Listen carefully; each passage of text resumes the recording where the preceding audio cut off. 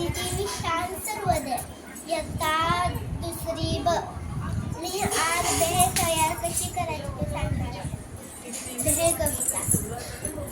आई आई करना ग भेळ रे बाबा मला नाही वेळ एवढे कसे नाराज होता भेळ करू बघता शेव पापडी चुरचुरी टोमॅटो कांदा कोथिंबीर अगदी बारीक छान चीर पाणी खजूर थोडं चिंच कालून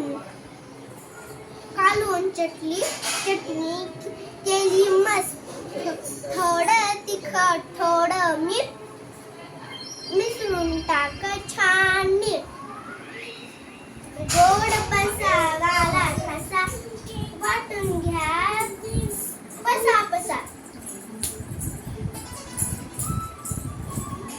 बघता